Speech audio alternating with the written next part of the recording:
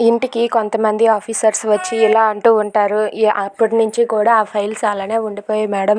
ఇప్పుడు వాటి మీద సార్ సంతకాలు చేస్తే అవి కొంచెం పెండింగ్లో ఉన్నవి బయటకు తీస్తాం, ఎందుకంటే అవి చాలా రోజుల నుండి అలానే ఉండిపోయాయి అని చెప్పి అంటూ ఉంటారు. అది వినగానే అక్కడ ఉన్న కావ్య, అపర్ణ ఏం చేయలేక మౌనంగా చూస్తూ ఉంటారు.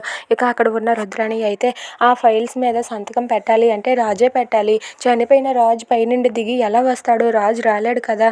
అందుకే ఒక పని చేయండి, డెత్ సర్టిఫికేట్ తీసుకొని దాని మీద మీరు సంతకం పెట్టి రాజు చనిపోయాడని ప్రూఫ్ చేయండి.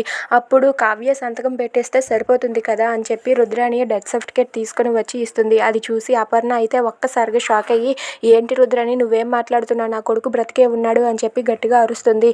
దాంతో అక్కడ ఉన్న ఆ రుద్రాణి అయితే, ఏంటి నీ కొడుకు బ్రతికే ఉన్నాడా? బ్రతికే ఉంటే వచ్చి సంతకాలు చేయమని వదిన, మరింకెందుకు ఈ తలనొప్పి అంతా ఉండదు కదా, నీ కొడుకును రమ్మను, వచ్చి సంతకాలు చేస్తే ఆ ఫైల్స్ అన్నీ కూడా పెండింగ్లో ఉన్నవి బయటపడతాయి కదా అని చెప్పి అంటూ ఉంటుంది. అది వినగానే అక్కడ ఉన్న అపర్ణ అయితే ఏం చేయలేక మౌనంగా చూస్తూ ఉంటుంది.